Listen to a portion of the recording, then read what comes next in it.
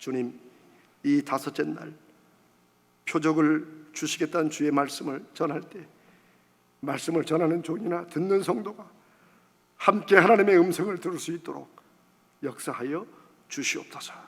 우리 주님 예수님의 이름으로 간절히 기도드리옵나이다. 아멘.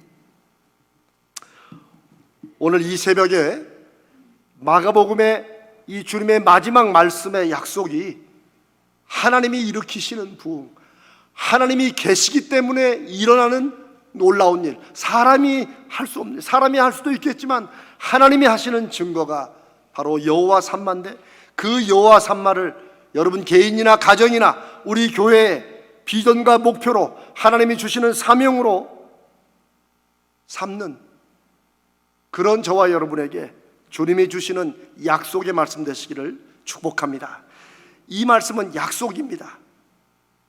그래서 매우 중요합니다. 15절에 예수님이 너희는 온 천하에 다니며 만민의 복음을 전파하라. 교회 좀 다닌 사람들은 이 말이 이제 죄송합니다만 좀 지겨울 수 있죠. 맨날 복음 전파하라고. 그럼 뭐 살림도 때려치고 맨 전도만 하러 다니는, 이제 여기서부터 오해가 생긴 거예요. 이게 사람은 데리고 왔는데 우리는 맨날 그때 그 사람으로 사는 거야. 저만큼 그것을 뼈저리게 어렸을 때 경험한 사람이 없을 거예요. 맨날 집이 싫어서 무서워서 장로인 권사인 아버지 어머니 앞에서 제가 길게 하지 않겠습니다.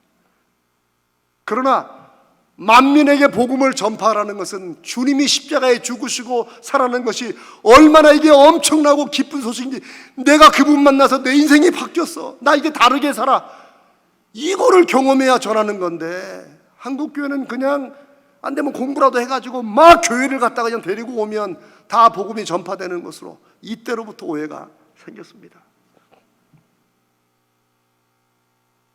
주님께서 이 말씀을 하신 것은 우리가 이번 주가 나눈 것처럼 에스겔을 통하여 성전에 물이 흘러나와 아라바 광야 그 메말랐던 사막을 옥토로 만드시고 모든 것을 회복시키시는, 그래서 이 모든 일의 역사에 대해서 사람들이 여호와 삼마, 하나님이 거기 계셔서 저 성전에 계셔서 일어난 일이라는 이 고백을 예수님은 신약에서 복음을 전파하라, 복음을 전파하라. 에스겔서의 성전의 그 물을 예수 그리스도가 친히 생명의 물 대신 오셨으니 이제 어떻게 되는 거예요? 우리가 물을 흘려요 여기서? 아니잖아요. 예수 그리스도 생명의 물을 우리가 흘러내려야 되는 것입니다. 아멘. 그게 복음을 전파하는 거예요. 어떻게 생명의 물을 전파해요? 어떻게 생명의 물을 흘러내려요? 예수 복음을 받은 우리가, 다시 정말 인생이 바뀌어 살아나는 우리가 내 인생에 예수님의 생명의 물로 내가 어떻게 뭐라도 어떻게 달라졌는지 그거를 사람들에게 간증하고 증거하는 것, 이게 복음을 전파하는 것입니다. 아멘. 이게 있어야 돼요. 그래서 주님께서 내 증인이 되라 라고 말씀하시는 거예요. 그냥 죄송합니다, 전도폭발 배워가지고 막 연습해가지고 가서 하고, 이것도 좋지만 그 방법 이전에 저와 여러분 가슴 속에 예수로 인한 인생의 변화, 나는 이래서 예수 믿어, 이게 있냐는 거예요. 이게 없으니까 제가 목사를 하면서도 신앙이 바닥으로 내려가죠. 그런 겁니다 여러분, 그런 겁니다. 여호와 삼마를 비전으로 품고 우리가 전파해야 될 복음은 그냥 우리가 교리적으로 아는 그런 게 아닙니다. 예수의 증인되는 겁니다. 오늘 예수님이 그 말씀을 하십니다. 그런데 17절에 예수님이 복음을 전파하러 가시면서 특별한 약속을 하나 해주십니다. 그게 뭐예요? 믿는 자들에게는 이런 표적이 따를 것이다. 너희들이 믿고 복음을 전하고 그러면 너희들이 여호와 삼마를 위해서 그렇게 살면 표적이 따를 것이다. 여기서 표적이 따른다는 말은 같이 붙어 다닌다는 거예요. 같이 동반된다. 기적들이, 삶에 깜짝 놀랄만한 일들이 사인으로, 증거로 여기는 반드시가 포함되어 있습니다. 반드시 그런 것이 나타날 것이라는 거예요. 반드시 우리가 믿고 순종하고 삶으로 전하는 예수 믿음에 주님께서 표적을, 그 증거를 주실 것이라고 약속하시는 거예요. 이런 말씀 들으면 놀라야 돼요. 왜? 근데 왜 나한테는 안 일어나지라고 해야 돼요. 저는 그런 질문을 가지고 있었어요. 지금도 있어요. 그래서 제가 표적을 구하자는 거예요. 예수님이 왜 표적을 구하라고 하실까? 왜 표적을 약속하실까? 첫 번째는 예수님의 증인이 될 제자들을, 그리고 오늘 우리들을 위해서입니다. 이 성경에 보면 예수님의 제자들은 예수님이 부활하셨음에도 불구하고 여전히 믿지 못했습니다. 의심했어요. 그리고 무엇보다 두려웠어요. 14절에 부활하신 예수님이 11제자, 여기는 이제 12제자에서 가룟유다는 예수를 팔고 자살했잖아요. 그래서 정확히 11제자라고 써놓죠. 11제자가 다시 나타나신 거예요. 그래서 말씀하시기를 그들의 믿음 없는 것과 마음이 완악한 것을 예수님이 꾸짖으셨다고 말해요. 부활하신 주님이. 여기서 완악하다는 말은 의심하고 두려움 때문에 믿는 것을 거부하는 걸 말해요. 그런데 이 사람들이 뭘 못 믿었나? 이게 아주 사실적이에요. 뭘 못 믿었나? 그 다음 14절 후반절에 보면 이는 자기가 살아난 것을 본 자들의 말을 믿지 않았기 때문이다. 누가? 11제자가. 그래도 예수님 늘 곁에서 12명이 딱 끄리끄리 다니고 수천 명의 제자들이 따라다닐 때도 늘 12명. 얼마나 핵심 인물이에요. 어떤 사람들은 부러워했을 거예요. 근데 정작 그 11제자가 예수님의 부활을 안 믿었어요. 예수님의 부활을 본 사람들의 말을 안 믿었어요. 무슨 말입니까? 예수님의 부활은 공교롭게도 11제자에게 처음 나타나지 않았어요. 왜? 안 믿었어요. 이 사람들은 기대도 안 했어요. 막달라 마리아와 어떤 마리아만, 우리 알잖아요. 주일날 이른 새벽에 향품 가지고 무덤으로 찾아갔어요. 왜? 주님 부활하실까 봐? 아니에요. 돌아가신 주님 사랑하니까 향품 발라드리려고. 그러다가 주님을 만난 거예요. 주님의 부활하심을. 주님이 뭐라고 그래? 가서 제자들에게 내가 살아났다고 전해줘라. 그래, 막달라 마리아 이런 사람들이 주님이 살아났다고 말하지 않았겠어요? 성경에 기록되어 있어요. 안 믿었어요. 끝까지 안 믿었어요. 그러자 주님께서 마가복음에서는 그들에게 직접 나타나셔서 예수님의 부활을 전한 사람들, 그 증인들의 말을 믿지 않은 것을 주님이 꾸짖었어요. 왜 이렇게 믿음이 없냐? 왜 이렇게 완악하냐? 완악이라는 것은 두려움에 사로잡혀가지고 딱 잡혀서 더 이상 자기 경험과 자기 생각 외에는 다른 것으로 마음을 열지 않는 그런 상태를 말합니다. 성경에 이 완악함이 많이 나와요. 우리가 묵은 밭을 갈아엎는다는 말도 많이 하죠. 그 완악함 때문에 그래요. 이건 악하다 그런 뜻이 아니고 두려움 때문에 딱 움츠려가지고 자기 요것만 보고 살아가는 거예요. 이것만. 그 제자들이 뭘 두려워했어요? 예수님이 십자가에 죽으시고 잡히는 광경을 똑똑히 보고 그 다음엔 누구야? 스승라면 제자들이겠지 해서 이 사람들은 숨어 있었어요. 그리고 두려워했어요. 이게 예수님의 부활 당시 초창기의 모습이에요. 그런데 여러분, 저는 지금 그들을 탓하려고 하는 게 아닙니다. 저는 완악으로 따지면 그러면 더 완악이죠. 왜 더 완악해? 사람들은 목사로 설교 다 하고 부활을 믿고 다, 저도 믿는 줄 알았죠. 그런데 완악한 거죠.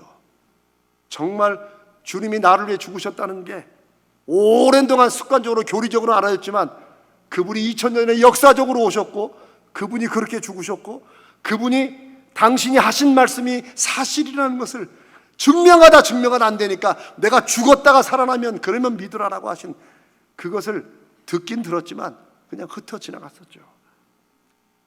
우리에게 두려움이 있을 수 있습니다. 정말 주님의 부활하심을 믿고 사는 사람들에게는 의심과 두려움부터 시작될 수 있어요. 그게 이상한 게 아니에요. 오히려 저는 그게 오히려 좋은 거라고 생각합니다. 그냥 덮어놓고 믿는 거. 우리 옛날에 했었다. 그냥 믿어. 덮어놓고 안 믿어집니다. 그렇게 믿었다가 결정적으로 조금만 어려움 생기면 그냥 다 뒤집어지죠. 사실은 안 되면 교회만 다니는 거예요. 우리 한국교회의 모습이 저는 그런 부분이라고 생각하는 거예요. 제가 누구를 탓하는 게 아니고 저의 경험을 통해서 그런 거예요. 그 믿음을 회복하는 것이 바로 여호와 삼마의 비전을 가지고 하나님 앞에 표적을 구하며 나가자는 거예요. 하나님이 얼마나 사실이신지, 주님이 사실이신지. 근데 여러분, 하나님의 부르심을 받은 모든 사람들은 성경에 보면 다 두려워했어요. 모세도 그랬어요. 내 백성을 탈출시키라고 하니까 사람들이 나를 안 믿고, 내가 하나님 만났다고 해도 야 네가 무슨 하나님 만나라고 하면 제가 뭘 합니까? 솔직한 말이에요. 사실은 그 후에 뒤를 이은 여호수아도 그랬어요. 여호수아도 이제는 이스라엘 백성들을 데리고 40년 만에 요단강을 건너야 되는데, 여러분 여호수아서 1장에 가장 많이 나오는 단어가 뭐예요? 담대하라예요. 담대하라. 왜 그랬을까요? 강 건너는 게 두려워서? 아니요, 여호수아가 너무 두려웠어요. 그러니까 하나님께서 그러시잖아요. 강하고 담대하라. 그 다음에 오직 강하고, 네가 할 일은 그냥 강하고 마음에 극히 담대하라. 그러니까 하나님의 마음을 생각하면서 성경을 읽으면 이 달라져요. 심지어 9장 1절에, 여호수아 9장 1절에 내가 너에게 명령하지 않았냐. 하도 그 두려움에 살펴니까 내가 너 명령한다. 제발 좀 강하고 담대해라. 두려움을 벗어나라는 거예요. 그래야 강을 건널 수 있고, 그래야 우리의 앞서가시는 하나님을 믿고 전투를 하는 거죠. 사실 여호수아가 전투한 게 아니었어요. 하나님이 내가 앞서가서 다 싸울 테니까 내 뒤만 따라오라는 거죠. 두려움은 우리에게 다 있습니다. 우리가 지난번에 나왔던 기드온은 뭐 더 말할 것도 없죠. 기드온도 사명은 받았지만 두려웠어요. 그러니까 뭐예요? 이렇게 말씀하시는 분이, 이거 이렇게 하라는 분이 정말 하나님이시면 하나님이시라는 그 표징, 사인, 표적을 달라고 기도해요. 저는 거기에서 제가 제 마음이 이게 돌아서기 시작한 거예요. 나도 하나님 앞에 표적을 구해야겠구나. 그게 차라리 솔직한 거예요. 믿는 듯 안 믿는 듯 살아가는 것보다, 안 믿어지면 우리는 그럴 수 있죠. 어떤 상황과 어떤 문제가 내가 그렇게 기도했는데 안 이루어지고 그러면 아이고 뭐 그럼 그렇지, 뭐 신앙이 다 그렇지, 이렇게 가지 말고 하나님 앞에 따져 물어야 돼요. 왜 안 되냐고. 하나님이 살아계시면 증거를 보여달라고. 그리고 하나님은 우리가 하는 대로 모세에게, 여호수아에게, 뭐 사울에게, 기드온에게, 구하는 누구에게 하나님이 표적을 주셨고, 이게 단지 성경의 기록만이 아닙니다. 예수님도 믿는 자들에게는 이런 표적이 반드시 나타날 것이다. 반드시 나타날 것이다. 왜요? 그러니까 두려워하지 말라는 거예요. 그냥 네가 말만 듣고 가는 게 아니라 내가 너와 함께 하면서 세상 끝날까지 너와 함께 할 테니까 걱정하지 말고 담대해라. 이 표적을 보고 네가 전한 그 복음, 네가 전한 예수의 그 살아계심이 너와 있다는 표적이 나타날 거니까 담대해라, 그 말이에요. 오늘 이 시대에 우리에게 주시는 말씀 아닙니까? 담대해야 됩니다. 우리가 그래 담대하자 한다고 담대해지는 거 아니라는 겁니다. 그러니까 하나님이 살아계시는 증거를 보여달라는 거예요. 제가 이렇게 펄펄 뛰는 이유가 제가 하나님이 주시는 그 사인과 환상을 제가 너무 분명히 봤기 때문에 그래요. 저는 뭐 천국 보고 오고 그런 게 아니에요. 저는 하나님이 살아계신 증거를 보여주시면 제가 목사 다시 하고, 아니면 그나마 있다고, 양심이 있다고 그냥 제가 그만두고 미국서 그냥 세탁소를 하겠습니다. 여러분, 표적은 각자에게 하나님이 주시는 거예요. 그러니까 제가 세상에 참 하여튼 뭐 그렇습니다. 사랑하는 여러분, 오늘 우리가 여호와 삼마를 하나님이 내 인생에, 우리 가정에, 우리 교회가, 우리가 이 주님으로 모인 이 교회에 맡기신 사명이라고 정말 마음속에 여러분 받아들이시면, 이제 그걸 위해서 하나님, 제가 이렇게 순종할 테니까 저에게 힘을 주시고 저에게 표적을 주셔서 담대함으로 전하게 하시고 담대함으로 증거 맺게 해주시옵소서. 이렇게 기도하셔야 됩니다. 우리 연약한 마음이 굳세지고 담대해지도록 주님이 표적을 주신다고 약속하십니다. 두 번째 표적을 주시는 이유가 또 하나 있어요. 전하는 사람도 담대해야 되지만 모세나 다른 사람 말하고 비슷해요. 내가 말한들 그 사람들이 믿겠냐는 거예요. 나는 담대하게 전하는데, 나는 확신으로 전하는데 믿겠냐는 거예요. 그래서 표적은 우리가 전하는 말들, 제자들이 전하는 예수의 복음을 듣는 사람들이 그냥 시큰둥하게, 듣는 사람들에게 눈 확 뜨이도록, 이게 진짜네? 하나님이 정말 살아계시네? 이것을 보도록 하기 위해서 표적을 주신다는 거예요. 그게 표적이 중요합니다. 사도 바울도 기독교 역사가들에 의하면 기독교는 사도 바울이 모든 기초를 놓았다고 할 만큼 그분의 수없이 많은 전도와 선교가 오늘날 세계적인 기독교의 기초를 이뤘다고 말합니다. 바울 사도는 전도자, 선교자, 그런데 바울이 뭐라고 고백한 줄 아십니까? 사람의 말로 설득한다고 되는 게 이게 전도가 아니라는 거예요. 그래서 바울은 뭘 구했어요? 성령의 나타나심과 능력으로 하게 해달라고 기도하고 하나님이 그렇게 역사하십니다. 그게 표적을 구하는 거예요. 여러분, 제가 박사학위 받았다고 제가 지금 이렇게 설교하는 거 아닙니다. 아니에요. 정말 아닙니다. 저는 지금도 구합니다. 하나님, 제 이 설교가 제 인생의 마지막 설교가 될 수 있으니 하나님께서 역사해 주시옵소서.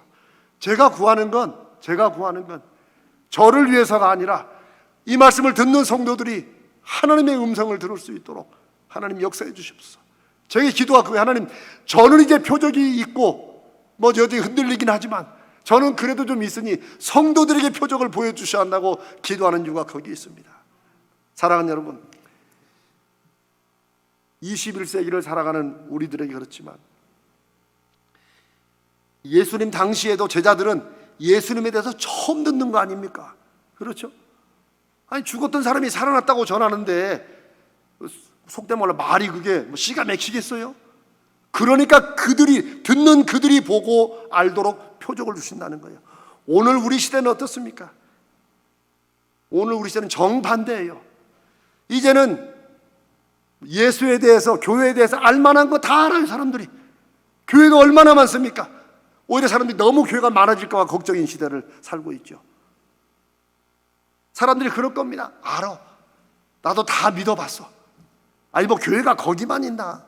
아니 당신만 예수 믿어 왜 이렇게 설쳐? 라고 말할지도 모릅니다.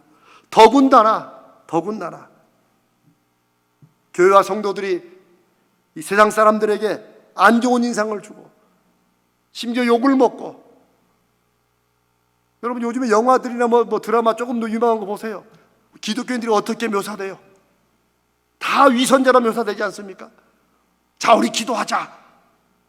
실컷 때려놓고 자, 우리 기도하자. 이게 최근에 나온 영화예요. 이거 누구를 탓하겠어요? 그 감독들을 탓합니까? 아닙니다. 주님, 우리가 믿고 전하는 주님이 우리가 잘못 살아서, 우리가 인생에 표적이 없이 살아서, 우리가 저들에게 선하고 아름다운 증거를 주지 못해서 주님이 욕을 먹고 있습니다. 적어도 이런 시대를 우리가 예수 믿는 사람으로 살아가면 우리가 그것 때문에 정말 깊이 가슴 아파해야 됩니다. 그래 제가 여러분들이 지금 애태우고 여러분들이 기도하고 여러분이 이루어가는 그 일을 하나님께 표적으로 달라고 구하시라는 거예요. 그리고 그것으로 끝나지 말고 이걸 통해서 하나님이 살아계신 것을, 여호와 삼마, 하나님이 계시기 때문에 이런 일이 일어났다고 그들에게 증거하라는 거예요. 사람들은 우리의 말은 안 들을지라도 우리를 통해 하나님이 일으키시는 표적을 보고는 무릎을 꿇을 수밖에 없는 거예요. 그래서 하나님이, 예수님이 우리에게 믿는 자들에게는 이런 표적이 따를 것이라고 표적을, 그 사인을 보여주시는 것입니다. 그러면 어떤 표적이 나타나요? 무슨 표적이 나타나요? 17절 후반절에 내 이름으로 귀신을 쫓아내며 새 방언을 말하며 뱀을 집어올리며 무슨 독을 마실지라도 해를 받지 아니하며 병든 사람에게 손을 얹는 즉 나으리라. 여러분 한번 솔직히 생각해 봅시다. 여러분 이런 표적이 필요하세요? 아니 저는 귀신 쫓아내고 방언 말하고 뱀 집어올리고, 여러분 그 실제 미국에 1940년 지금도 있습니다. 미국의 스네이크 홀더스, 뱀을 들어올리는 사람, 뱀을 집어올리는 사람이라는 기독교 분파가 있어요. 이단입니다. 좀 이상한 데예요. 얼마 전에도 해외 뉴스에 나왔어요. 이 사람들은 이 마가복음 16장의 이 말씀 중에서 딱 하나, 뱀을 집어 올리고 이것만 믿어요.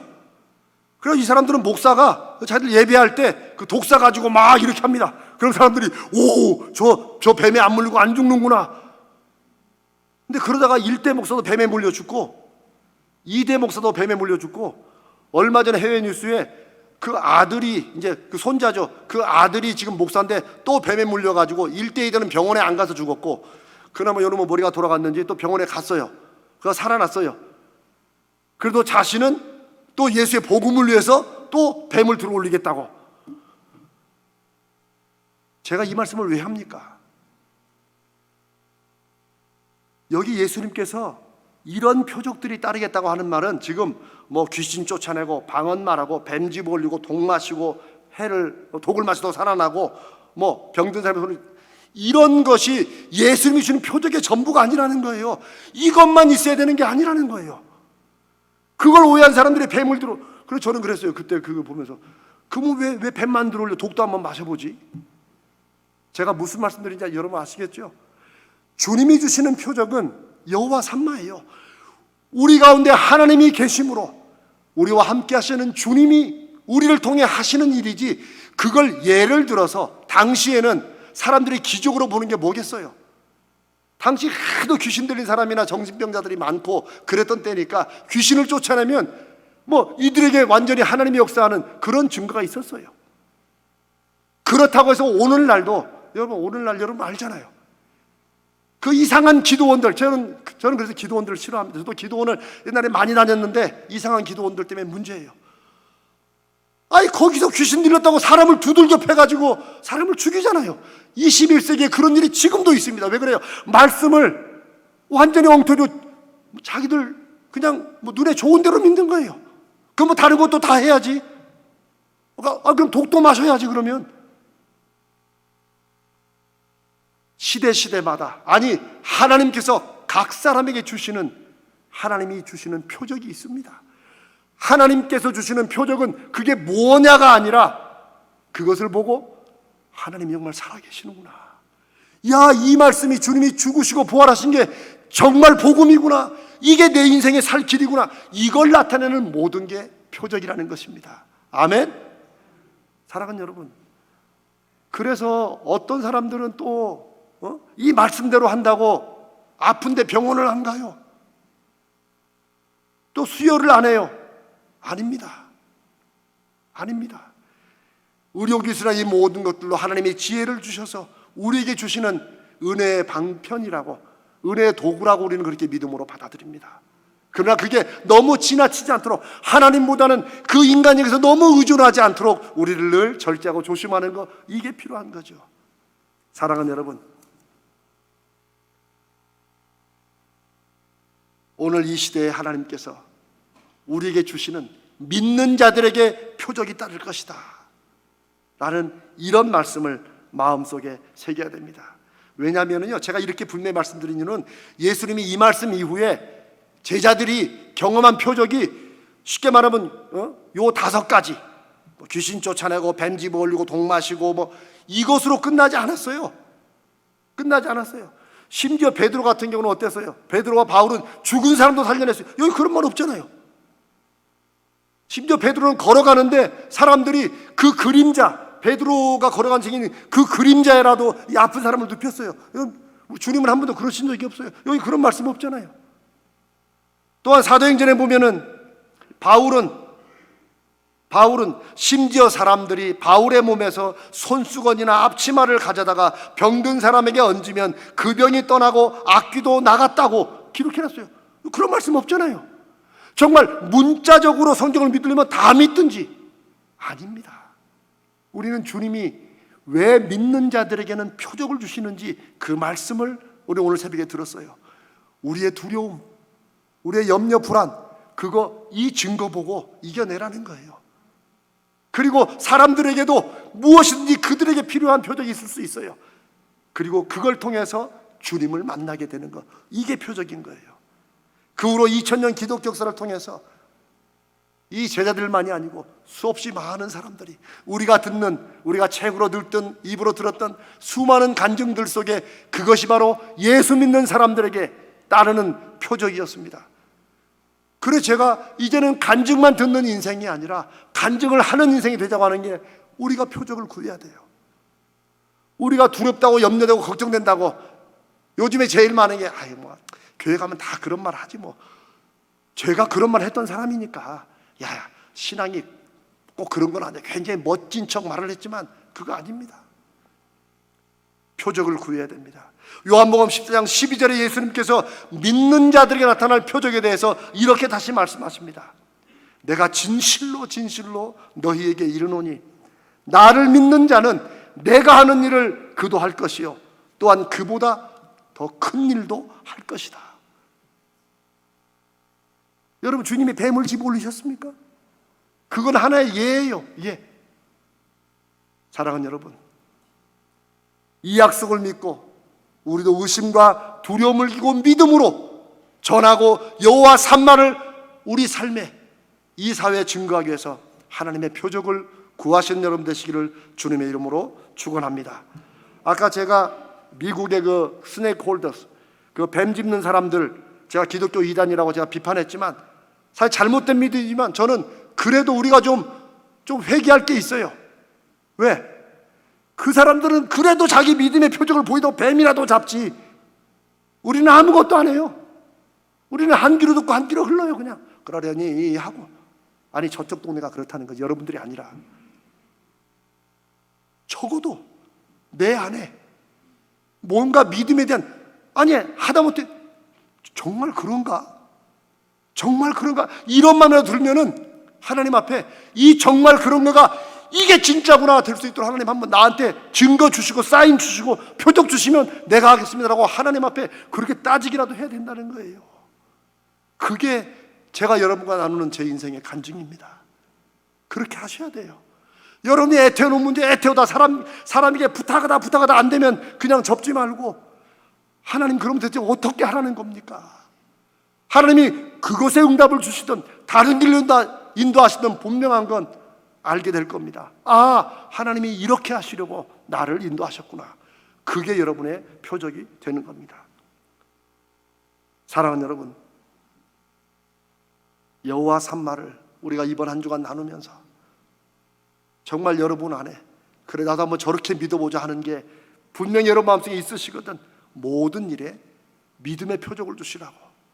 제가 믿음을 더 가질 수 있도록 주여 믿나이다 그러나 나의 믿음 없는 것을 도와주소서 하는 아버지의 고백도 주님이 들으시고 그대로 역사해 주시는데, 주님은 믿음이 없는 것을 탓하시는 게 아니고 믿음이 없는데도 불구하고 뭐 나만 그런가 뭐 다 그렇지, 그거를 주님이 탓하시는 거예요. 그게 완악함입니다. 믿음이 없는 거는 완악한 게 아니에요. 믿음이 없는데도 그냥 믿음이 있는 것처럼 그렇게 이렇게 살아가는 거, 그게 완악한 것이죠.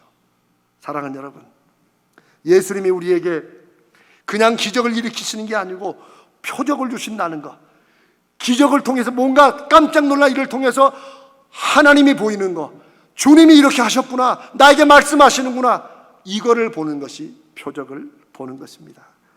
저는 제가 수십 년 전에 들었던 이 얘기가 너무나도 마음속에 이 표적을 얘기할 때마다 인상 깊습니다.